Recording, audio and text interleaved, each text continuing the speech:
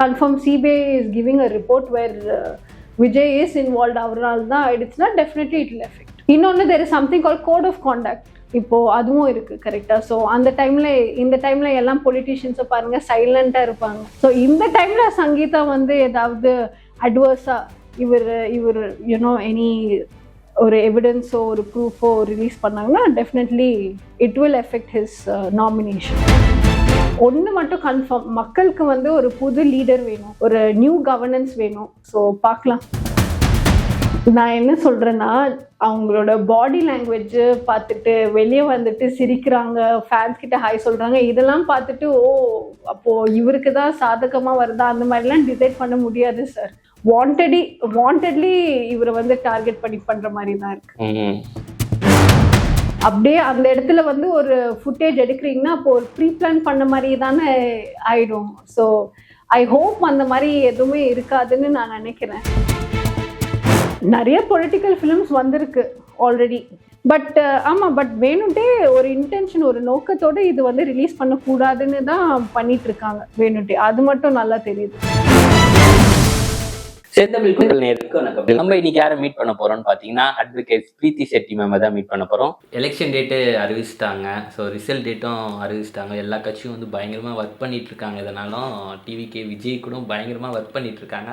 So இந்த டைமில் வந்து என்ன சொல்கிறாங்கன்னா, இந்த டிவோர்ஸ் கேஸும் சங்கீதா வெளியே வந்துட்டு அதுக்கப்புறம் இந்த கரூர் இஷ்யூ இது எல்லாமே வந்துட்டா விஜய் நிற்கிறதே போட்டியிடவே வந்து நாமினேஷன் பண்ணதான் ரொம்ப கஷ்டம் அப்படின்ற மாதிரி சொல்கிறாங்களா மேம்? அதை பற்றி நீங்கள் என்ன நினைக்கிறீங்க? நம்ம முன்னாடி பேசின மாதிரியே டிவோர்ஸ் கேஸ் வந்து இவரோட நாமினேஷனை எஃபெக்ட் ஆகுமான்னு அது I don't think so much impact இருக்காது.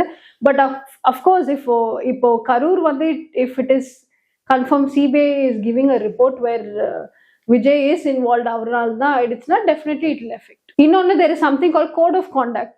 இப்போ அதுவும் இருக்கு கரெக்டா. ஸோ இந்த டைம்ல எல்லாம் பொலிட்டிஷியன்ஸை பாருங்க சைலண்டா இருப்பாங்க. பண்ற வேலையெல்லாம் ஸ்டாப் பண்ணிட்டு சைலண்டா நல்ல புள்ள மாதிரி இருப்பாங்க. ஸோ கோட் ஆஃப் கான்டக்டும் இருக்கு.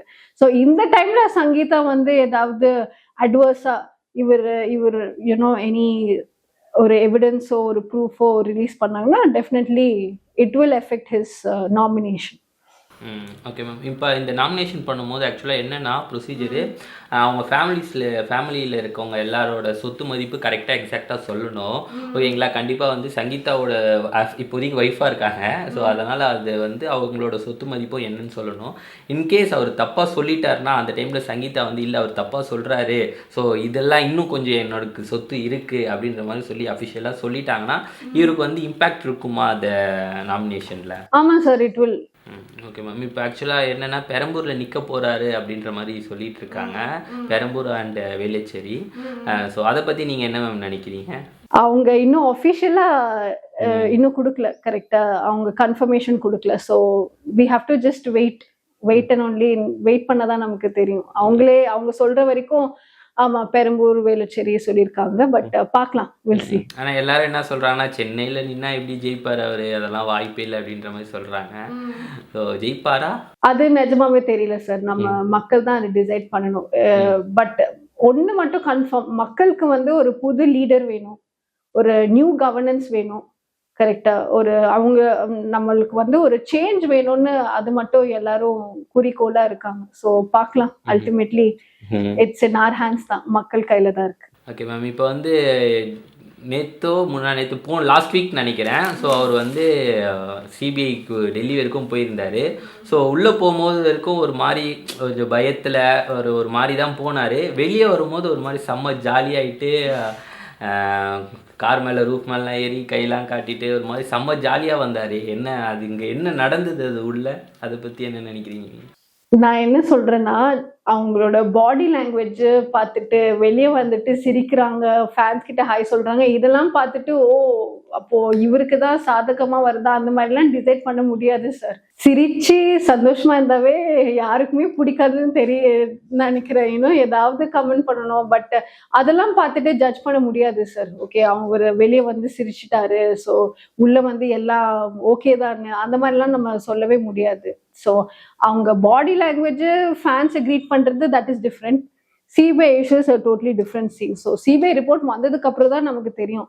அதுக்குள்ளே சிரிச்சிட்டாரு, அப்போ என்ன ஓகே அவர் சேஃப், அந்த மாதிரிலாம் ஜட்ஜ்லாம் பண்ண முடியாது, ஒப்பீனியன்ஸும் கொடுக்கக்கூடாது. அது ஜஸ்ட் அந்த வீடியோவை பார்த்துட்டு ஓகே என்ஜாய் பண்ணிட்டு விட்டுருங்க, அவ்வளோதான். ஆக்சுவலா இந்த சோசியல் மீடியால ரூமர் கலப்பலாம், பட் என்ன மாதிரிலாம் பயங்கரமா கலப்புறாங்க. ஆமா ஆமா, அதுதான் சில சில சில இதெல்லாம் பார்க்கும்போது கேட்கும்போது எனக்கே ரொம்ப சிரிப்பா வரும். ஐயோ இப்படிலாம் நினைச்சிட்டு இருக்கீங்களா? இதெல்லாம் வந்து நம்மளுக்கே ஒரு இது வருது, இதெல்லாம் உண்மையா இருக்குமா அப்படின்னு சொல்லி. என்ன சொல்றாங்கன்னா சிபிஐ உள்ள வந்து ஆக்சுவலா அவங்க விசாரணையே பண்ணல, அமித்ஷா கூட வந்து என்ன கூட்டணி பண்ணலாம் அப்படின்ற மாதிரி பேசிட்டு வந்தாரு.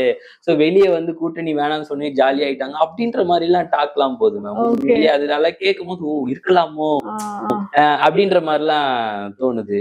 இல்ல சார், அவரு வந்து சொல்ற வரைக்கும் இந்த மாதிரி விஷயத்தெல்லாம் நம்ம சீரியஸா எடுத்துட்டு இதுதானே ஒரு கன்க்ளூட் பண்ண வேண்டாம்னு தான் நான் சொல்றேன். அதுதான் எல்லார்கிட்டயும் சொல்றேன். இப்போ அவங்க டிவோர்ஸ் விஷயம் கூட அதுக்குள்ளேயே நீங்க சைடு எடுத்துட்டு ஒன் சைடா பேசுறீங்க, கன்க்ளூட் பண்ணணும் வேண்டாம், 2 பேரும் வந்து சொல்லட்டும், அதுக்கப்புறம் நம்ம டிசைட் பண்ணுங்க, அப்படிதான் நம்ம பார்க்கணும். இது ஒரு நியூட்ரல் மைண்ட் செட்ல தான் பார்க்கணும், ரிசல்ட் வர வரைக்கும், அசில் இந்த சிபிஐ ரிப்போர்ட் வர வரைக்கும். அதுக்குள்ளே ஜஸ்ட் லைக் தட் வீடியோஸ் எல்லாம் பார்த்துட்டு அந்த சேனல் இந்த சேனல், ஆமா எல்லாரும் எல்லா சேனலும் ஒரு விஷயம் சொல்லிட்டு இருக்காங்க, சீரியஸா எடுத்துக்க கூடாது.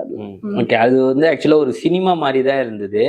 ஆதவ் அர்ஜுனா கூட ரீசெண்டா ஒரு மீட்டிங்ல சொல்லியிருந்தாரு. என்னன்னா ஆக்சுவலா அங்க ஒரு சினாரியோ நடந்துதான், கார்ல வந்து எல்லாம் கிளம்பும் போது ஆதவ் அர்ஜுனா வந்து சொல்றாரா, இந்த மாதிரி எலெக்ஷன் டேட் அறிவிச்சிட்டாங்கண்ணா அப்படின்ற மாதிரி சொல்றாங்களா. அப்படியா சூப்பர்ப்பா அப்படின்னு சொல்லிட்டு, சரி ஓகே இங்கல இருந்தே பிரச்சாரம் நம்ம ஸ்டார்ட் பண்ணிடலாமா, இங்கல இருந்தே நம்ம ஆரம்பிச்சிடலாமா அப்படின்னு சொல்லிட்டு உடனே டிரைவர் இந்த மாதிரி ரூஃப் ஓபன் பண்ண அப்படின்னு பட்டு நாங்க மேலே வச்சு உடனே கை காமிச்சாராம். ஆதவ் அர்ஜுனா வந்து அதை வந்து ஒரு சூப்பரா சொல்றாரு. அவர் சொல்லும் போது தண்டா சினிமா அப்படின்ற மாதிரி இருந்தது. ஆக்சுவலா ஓகே என்ன வேணாலும் பண்ணுங்க, மக்களுக்கு நம்ம ஜனங்களுக்கு ஏதாவது நல்லது பண்றீங்களா, ஓகே ஏதாவது பண்ணிட்டு போங்க. ஏன்னா இந்த இந்த நடக்கிற இஷ்யூலாம் குறையும் நீங்க நம்புறீங்களா மேம் ஆஃப்டர் சிஎம் ஆவனா Vijay? I hope so sir, I hope. அதுதான் நான் சொல்றேன். அவர் தெரியல யார் வந்தாலும் ஏதாவது ஒரு சேஞ்ச் கண்டிப்பா எடுத்துட்டு தான் வரணும் நம்ம மக்களுக்கு, நம்ம சொசைட்டிக்கு. ஸோ நம்ம மக்களும் கேர்ஃபுல்லா ஓட் பண்ணுங்க, அதை நான் சொல்றேன். இப்ப இன்னொன்னு கூட இப்போ ஒரு ஜஸ்ட் லைக் ரூமர் மாதிரி போகுது. அது என்னன்னா அந்த கரூர்ல நடந்த இஷ்யூவோட இந்த கேப்சர் ஃபுட்டேஜ் எல்லாம் வந்து ஜனநாயகன் மூவில வந்து போட்டிருக்காங்க அப்படின்ற மாதிரி சொல்றாங்களே. எனக்கு இது தெரியலையே. அது ஆக்சுவலா சொல்றாங்க. அதை பத்தி என்ன மேம் நினைக்கிறீங்க நீங்க? அவங்க வந்து சொல்லட்டும், சொல்றவங்க ப்ரூஃப் காட்டட்டும், அது வரைக்கும் எதுவுமே நம்ப வேண்டாம் சார். இப்போ எலெக்ஷன் டைம்ல எல்லாரும் நிறைய விஷயம் சொல்லிட்டு இருக்காங்க சார். ஸோ ப்ரூஃப் இல்லாம அட்வொகேட்டா எடுத்துட்டு நான் எப்படி நம்ப முடியும்? இன்கேஸ் இப்போ இதுவே வந்து ஜனநாயகன் மூவி ரிலீஸ் ஆயிருந்தது, ஓகேவா ma'am, as per the schedule படி ஜனவரி 9 இருந்தது, ரிலீஸ் ஆயிருந்திருக்கு. அதே மாதிரி கரூர் ஃபுட்டேஜ் வந்து அந்த படத்துல வந்திருக்கு. என்ன நினைக்கிறீங்க? அப்போ பார்த்து எப்படி தோணிருக்கு உங்களுக்கு? அஃப்கோர்ஸ் ஷாக் ஆயிருப்பாங்க. என்ன இது வந்து அப்படியே அந்த இடத்துல வந்து ஒரு ஃபுட்டேஜ் எடுக்கிறீங்கன்னா அப்போ ஒரு ப்ரீ பிளான் பண்ண மாதிரி தானே ஆயிடும். ஸோ ஐ ஹோப் அந்த மாதிரி எதுவுமே இருக்காதுன்னு நான் நினைக்கிறேன். படம் பார்க்குற வரைக்கும் நான் எதுவுமே நம்ப மாட்டேன் சார். பார்க்கலாம், எனிதிங் அவங்க வந்து சொல்லட்டும், இல்லைன்னா ப்ரூஃப் இருக்கா, இல்லைன்னா இது வந்து சும்மா ஒரு ஜாலி நியூஸ் மாதிரி நம்ம வாங்கிட்டு விட்டுருணும்.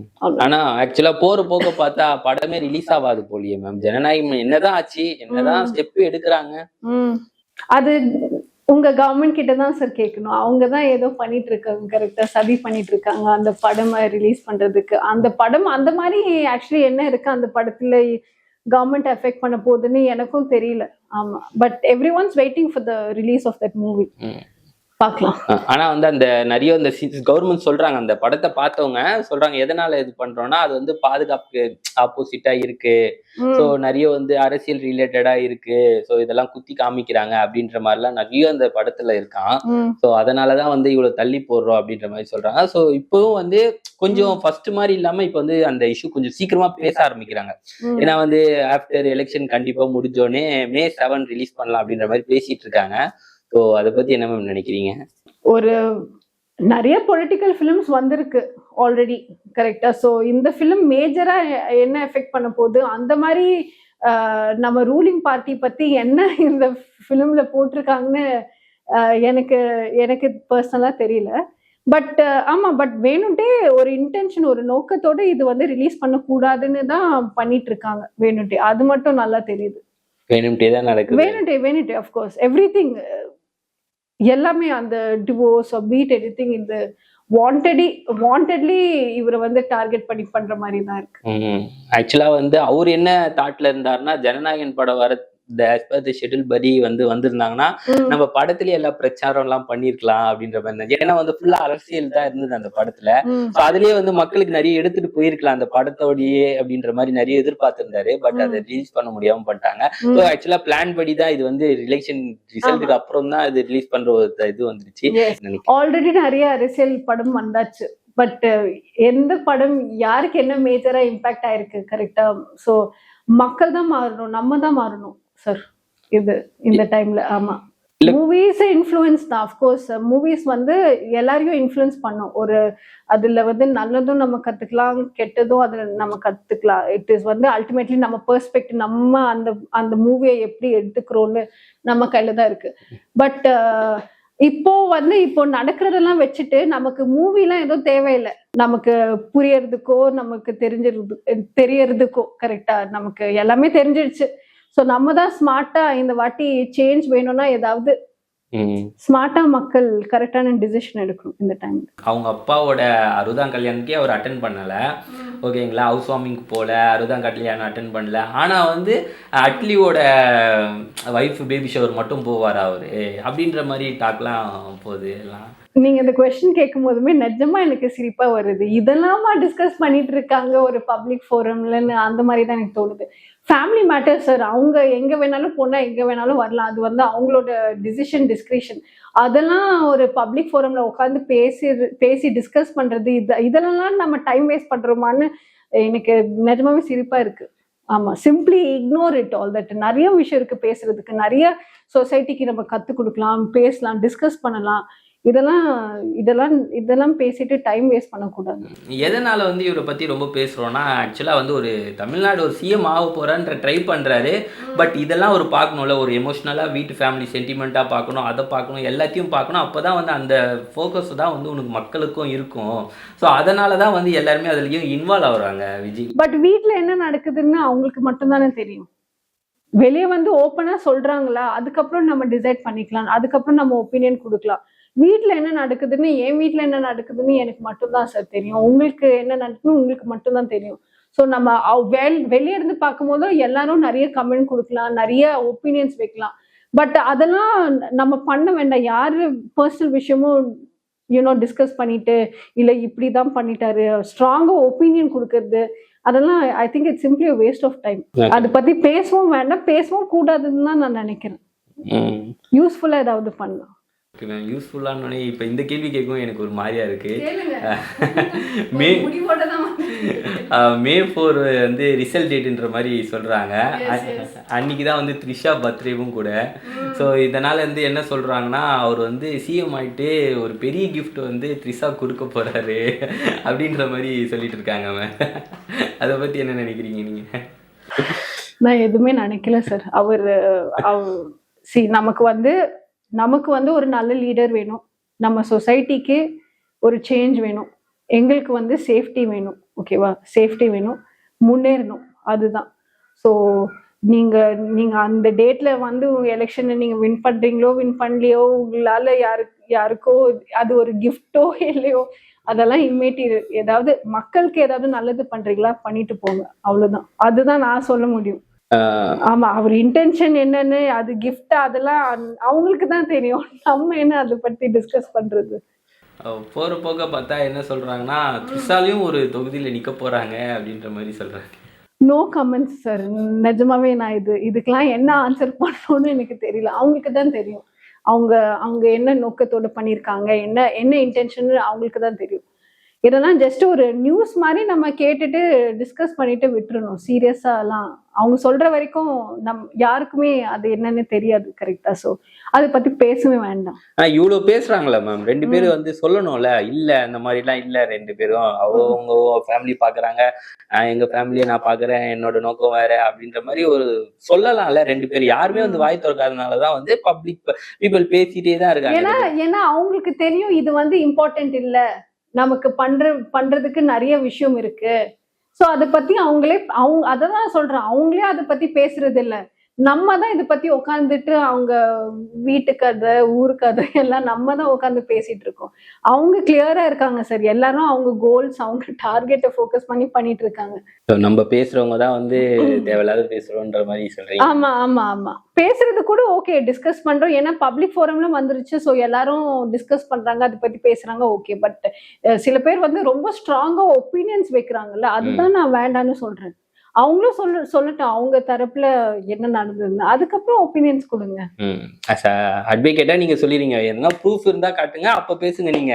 ஆமா ஆமா அது வரைக்கும் நம்ம வந்து இது வந்து ஒரு நியூட்ரல் மைண்ட் செட்ல தான் பார்க்கணும். ஏன்னா அதர் சைடு என்னாச்சுன்னு தெரியல கரெக்டா. ஸோ அவங்களும் வந்து சொல்லட்டும், அதுக்கப்புறம் நீங்க செலக்ட் பண்ணிக்கோங்க. இல்ல நான் இவரதான் சப்போர்ட் பண்ணுவேன், இவங்களதான் சப்போர்ட் பண்ணுவேன். அதுக்குள்ளே எதுக்கு நம்ம டிசைட் பண்ணிட்டு ஐயோ இதுதான் நடந்ததுன்னு நீங்க சொல்ற மாதிரி நிறைய சேனல்ஸ் இதுதான் அவங்க பக்கத்திலேயே உட்கார்ந்து பார்த்த மாதிரி நிறைய பேர் சொல்லிட்டு இருக்காங்க. அது நம்ம பண்ண வேண்டாம். Okay ma'am. இப்போ இன்கேஸ் இந்த கரெக்டா எலெக்ஷன் டேட்டும் சொல்லிட்டாங்க. இப்போ வந்து சங்கீதா வந்து வீடியோ விடுறாங்க, வீடியோ ஏதோ பிக்சர்ஸ் விடுறாங்க. அந்த டைம்ல கரூர் இஷ்யூவும் சொல்றாங்க, இவருக்கு அகேன்ஸ்டா வந்துடுச்சு. அதுக்கப்புறம் 1.5 கோடி ஃபைன் அதை கேட்கறாங்க, பெனால்ட்டி கேட்கறாங்க. இந்த மாதிரி மொத்தமா வந்துடுச்சு மேம். இதனால வந்து அவருக்கு வந்து போட்டியிட எதனா இம்பாக்ட் இருக்குமா? Of course sir, of course code of கான்டக்ட்லாம் இருக்கு கரெக்டா. இப்போ அது போயிட்டு இருக்கு. அதனாலதான் எல்லாரும்